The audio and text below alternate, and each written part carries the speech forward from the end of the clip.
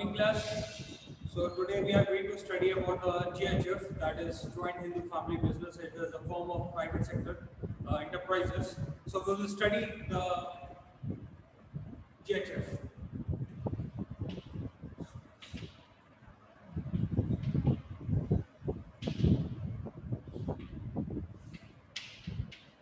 That is known as Joint Hindu Family.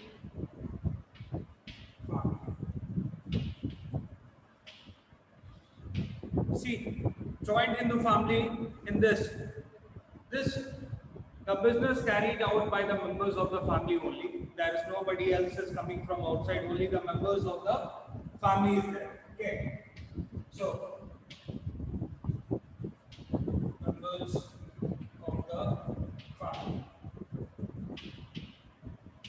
Either like your grandfather is there, your father is there, your uncle is there, your uh, cousin brother is there, you are there. So whatever, whosoever the members are, they should be family member only. Nobody else from the outside, nobody your relative, or nobody is your your friend and all. Okay, nobody. Or except the family members, your uncle, you, and all. Okay, so in this, then this does not come under the any company act or industrial law or any of them. Okay, that it comes under the Hindu subsection act. Okay.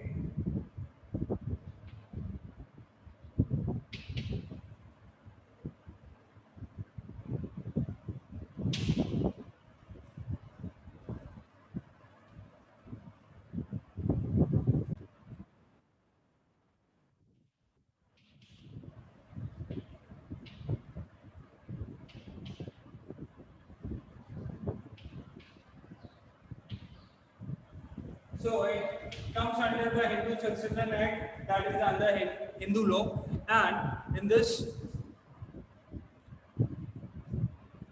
there should be ancestral property should be there.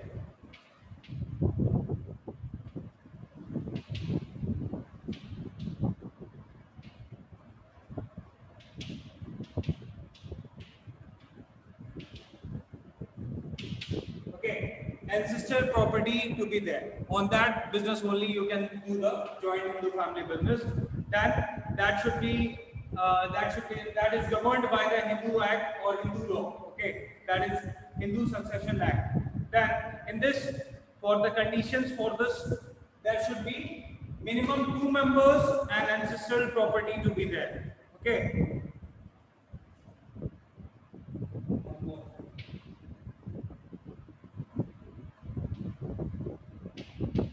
Minimum.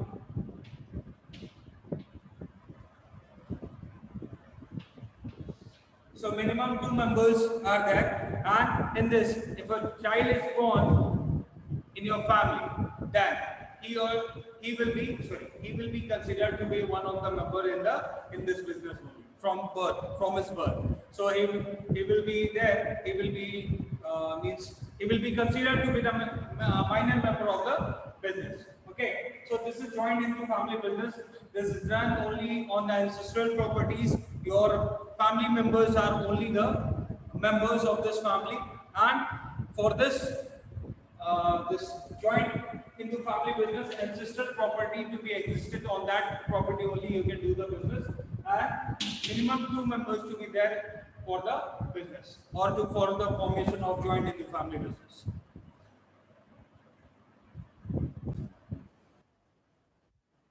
So under the formation, we are seeing the feature of GHF, that is the formation. So for the formation of the business, we have already seen that ancestral property to be inherited by them. So you see, when members of the family are there, okay, they are planning to do some joint GHF or joint Hindu family business. There should be ancestral property to be there on which business to be done. Okay. That's second thing. Minimum 2 members of the family to be there who are going to perform the business. Only one member is there, then it will not be a joint in the family business.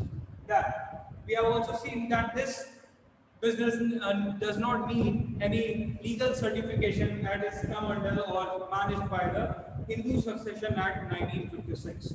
Okay, so you can start your business whenever you want. Now, we are going to talk about the liability. So, liability, here the head of the family who is performing the business, he is known as Karta. Okay, so the head of the family, or when the Karta is dead, the next elder member of the family will become Karta. Okay, so the head member is known as Karta. His liability is unlimited, and rest members, those who are there, their liability is limited. So his liability is unlimited. Okay, but rest member, those who are there, those who are involved in the joined into family business, their liabilities will be limited. So rest member liability limited, except Karta, who is the head of the family or who is the head of the business also. Then now we discuss about the control. So again, same thing, control. All the business decisions are managed or taken by the head member or head of the family, who is known as Karta. Okay. So when Karta has only got the decision or right to take, he can go with the contact with the other person, or he don't want to contact with the other person. He cannot enter with any of the contact without his permission. Okay. So if you are going to take any contract or going to have a contract between two persons or somebody outside of the family, or for the business purpose, that all permission has to be given by the Karta, because you don't have any legal right to work. Okay, or you don't have any legal right that except Karta, he will not allow you to do so. So Karta is the only member who can do whatever he wants. All the decisions, all the transactions is to be taken by the Karta only.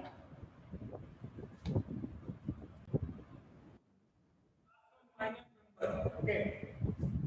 Fourth feature, that is minor.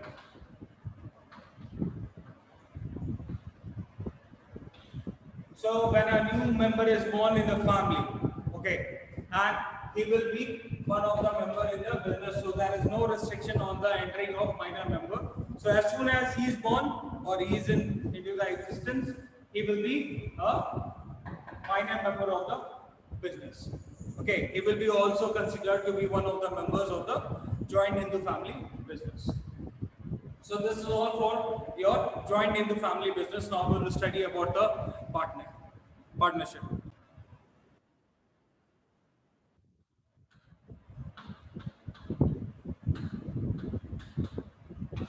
Okay, so partnership under this form of business is mainly suitable for the small scale business or a medium scale business, where one person is not enough to carry out the business activities when it becomes a little bit larger. Okay, so in that case, partnership come. Here, two members or more than two members are come together to pursue a same task or to pursue the common goal. Okay, that will come under the partnership. They form a legal what do you say? Consideration for the formation of the partnership. So, under this, in partnership form, it is that one and one more.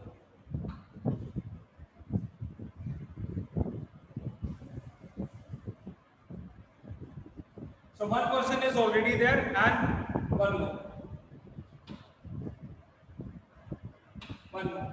So, or many more. Okay, one person or more than one person are coming together to form a business or business association, that will come under the partnership form. It is suitable for the small scale or large scale. They all people forming an association or forming a legal consideration among themselves to pursue a same task or pulling their all financial resources to financial resources and managerial skill to complete the task or to achieve the same thing as people are coming together for earning profit in the partnership form.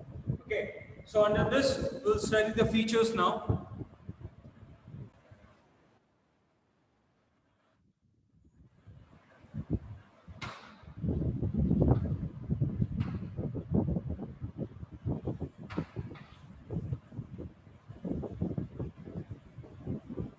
So formation, that is Partnership Act, that comes under the business that has to be registered under the Partnership Act, that is 1932.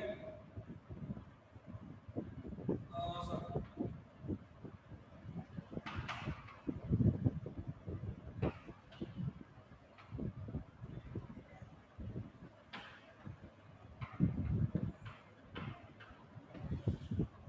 My dear children, these acts or numbers, dates are very important in this business studies. Okay, so always remember the act as well as their dates also. That is very important. Okay, so that business need to register itself or that association needs to register themselves under the Partnership Act, that is 1932, and they are all coming for legal activities. Okay, if they are coming for some charitable business, or if they are coming for the any of the illegal activities, if they are becoming partners, that is not the legal existence.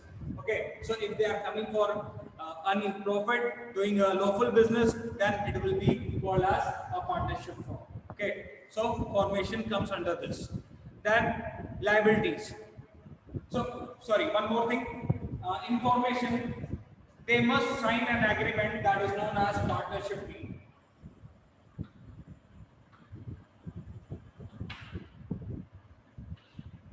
Okay, this partnership deed is a very important document in the partnership. If it is lost, you cannot claim any of the person that he was or she was a partner. Okay, according to this deed, all the rules and regulations, how business to be conducted, what profit ratio to be shared among the partners, all things are decided in this partnership. When you sign this deed is very important in the partnership.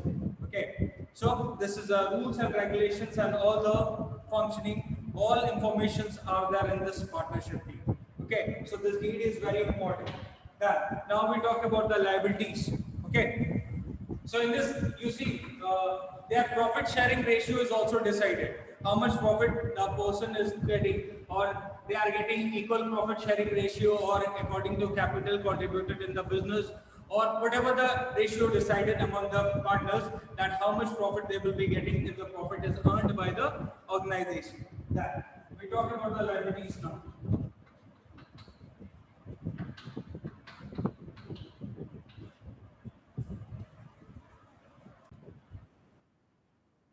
So here liabilities of the partners are unlimited.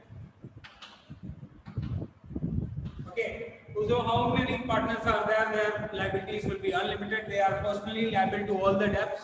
Okay, so all the partners are liable to the debts. If the organization or the firms or partnership firms assets are not sufficient after the sale also to meet the liability, then their personal properties will be also intact with it, and they will be selling the personal properties of the partners, and they will be getting the debt amount. Okay, so this liabilities are unlimited. So all the partners' liabilities are unlimited. Not only one person is there whose liability is unlimited. Okay, each and every partner's liability is unlimited, and if the assets of the firm after sale they are not able to meet the debts of the company or liabilities of the outsiders, then in case partners' properties, personal properties will be also sold in the market for to meet the debts. Okay, or to meet the liabilities. Continuity. Sorry, decision making.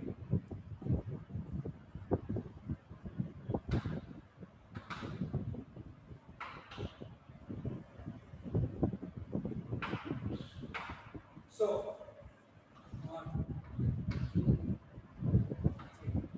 under decision making, all the partners are working criteria has been decided in the partnership deed. Okay, so all are allowed to manage the day-to-day functions of the business, and if some area has been decided by each and every partner, they will be working specifically in that. And if any crucial decision is there or crucial time is there in the business, all must be called together for the consult, and they will be giving a all together. They will be having a meeting, and then they can decide what to do in the business in a crucial decision making. Okay, in the case of that. Otherwise, all the business are performed by, or day-to-day business are performed by or checked by each and every partners. Okay. Now, fourth one, continuity.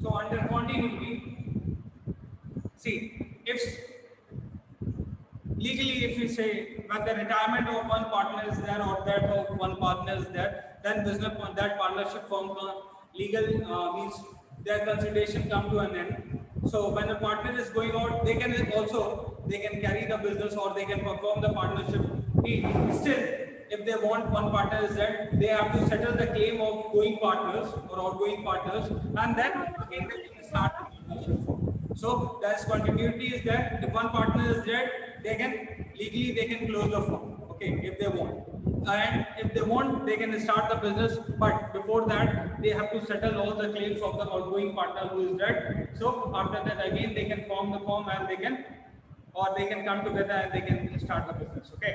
So in that case, they have to. So number of partners. So under section 464 of Companies Act of 2013, the government prescribed that was 100. So there can be one member or maximum. It can be minimum one member to be there, and sorry, minimum two members. Minimum two members to be there in the business, and maximum as per the government Companies Act 2013 under the section 464, that is 100, and at present by the rule 10 of Companies Act 2014, that is present number is 50. So maximum you can have 50 members, and earlier you could have 10 members, 100 members. Mutual agency. Okay.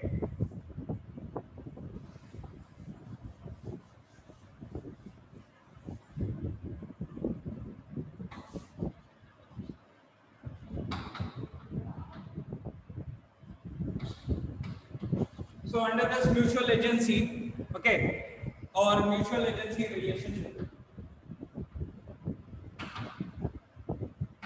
See, if one partner is entering in contact with outsider, then all partners are binded, or all binding all the partners to fulfill that contract. If one is entering, or somebody or some you see like this. See, all partners are agent of the partnership firm. They all will be looking for the business for growing up their business. So they all work as an agent for that firm only. So if one partner is entering into the contract with outsider, or he is signing a contract, then that signing of that partners will be binding all the partners to complete that task. Why it is so? Because all partners are owners of the partnership firm. So if one person is taking a contract or signing a contract, that will be binding that partnership firm to complete that task. Or if no, okay, if you are not entering, that is no problem. But if you are signing any contract, that will ask you to complete the task for because you have signed that partnership, that contract with outsider.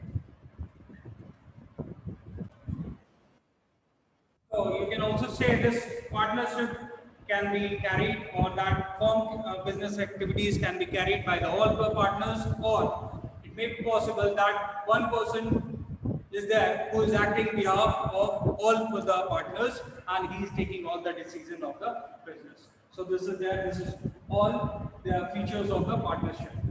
So this is all for today. We'll meet up in next class. Till then, thank you.